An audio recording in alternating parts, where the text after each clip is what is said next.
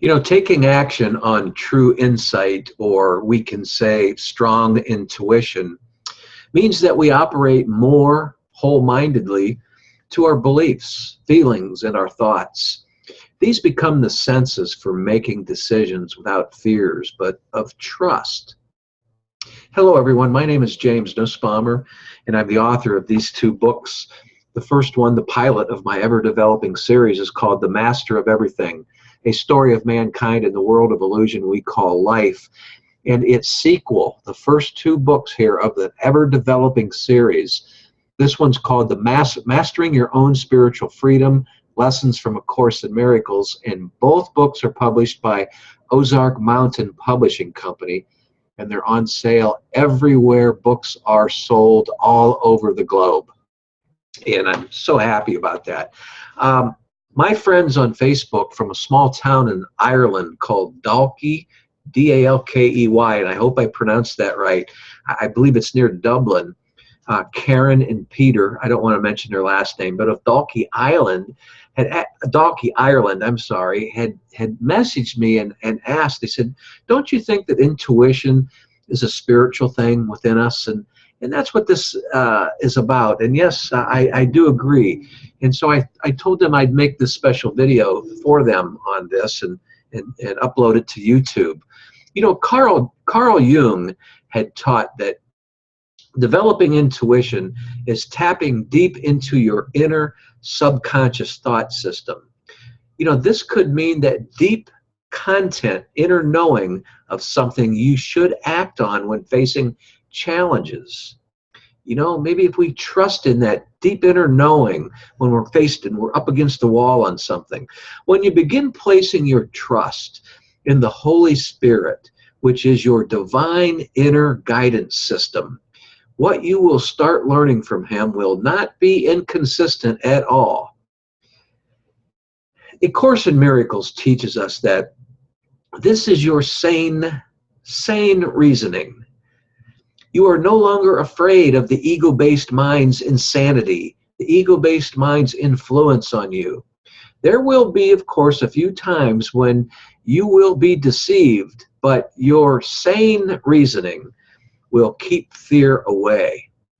And it will give you the courage to take action when you know that you should. When you see deception trying to penetrate you, take a holy instant, as I describe in detail in my first book, The Master of Everything. A holy instant is simply a term that A Course in Miracles uses, and it means a present moment, basically. Or we could say presence, or the now. A holy instant. Take a holy instant, or enter into a holy instant by shining your inner light, or what I call in my book, The Master of Everything, what I call your spiritual flashlight. Shine your spiritual inner light into the ego's deceiving eyes and expose the ego for the nothingness, for the illusion that it is. Without any emotion whatsoever, you'll know that the few senseless gifts the ego offers you aren't worth it. The ego is that doubting Thomas aspect in us that plagues us all. The ego offers you, you will come to realize you could care less about. You don't need them, what the ego offers. You are now beginning to trust your real voice, realizing your kingdom of heaven, and will not sell it out. Now you have got the ego deathly afraid of you. Now you can look at all your sisters and brothers around the planet, wherever you run into them, any encounter you make around this world, into other souls, those are your sisters and brothers, I call. Whether they're awakened or unawakened, because we all are awakened to a certain point, and we're all walking around half asleep, and that's the ego part of us that sleeps. Some of us are more awakened than others, and some of us really are in a dead sleep. But whether awakened or not, you will know that you see the ego's weakness in people that you encounter, as well as the ego in your own self. You will be able to sense this. You will be able to spot this automatically. Thus, what the ego has tried to keep apart, you have met and joined. What I mean by that is that the ego tries to keep us in the darkness. And by you shining your light on any situation that you're confused about, and you know that real truth, not a made-up truth by the ego-based mind, when you shine your light on what you need to do from your heart, that darkness will fade away. It's the darkness being drawn to the light. And as the darkness approaches the light, it fades away and can never penetrate the light. Your oneness with the whole child of God now looks at the ego unafraid. Remember that when you see the ego in your brother or sister, in other words, other souls around the world, wherever you run into them or encounter, you are able to look beyond the ego in them to the wholeness that he or she is, and not the separateness that the ego is trying to portray. Either way, your decision to see beyond a person's illusion is an act of real and true forgiveness. In my book, I talk at great lengths about the real meaning of forgiveness. The real and true meaning of a forgiveness that A Course in Miracles teaches us is to overlook the ego by looking beyond it. Overlook the darkness by looking to the light and seeing the light in that individual rather than the darkness of that individual. When you're able to look beyond the darkness in that individual and see the light for how bright they are, as bright as your light is, you have forgiven them. The ego will not stop, though, at this, and it will persist with all its trickery, but simply follow. But go ahead and just understand that it's trying to trick you, but follow the Holy Spirit happily, who's telling you to look beyond these ego-based errors. Look to the light. That's the Holy Spirit's lesson. There is no need to question what the Holy Spirit knows. Your true free will is in his hands, while the ego remains only an illusion.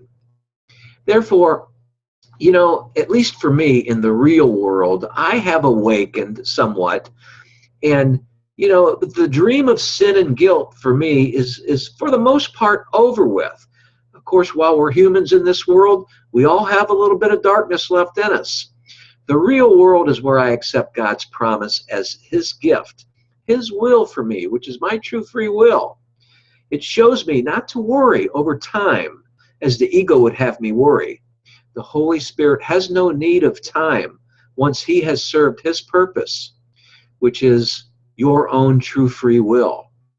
The Holy Spirit continues with the use of time while he waits for God to take the final step, where time in an instant, at a bat of an eyelid, will quietly disappear, and we will awaken from the dream of separate identities, or the dream of separation. Or we can say the end of the material world. You know, this will be one holy instant where all perception will dissolve. Yes, leaving only truth, which will eternally be all that is needed. This holy instant yet to arrive has been the goal all along. Throughout our journey, our dream of separation, a dream of not being whole, and the belief in the body as who we really are, as we faced struggle upon struggle in this ego-based world, we have been forgiven and never understood so all along. Yes, we've been forgiven all along. So the Holy Spirit's purpose has been to use time in helping us to find our true identity, which is the face of Christ.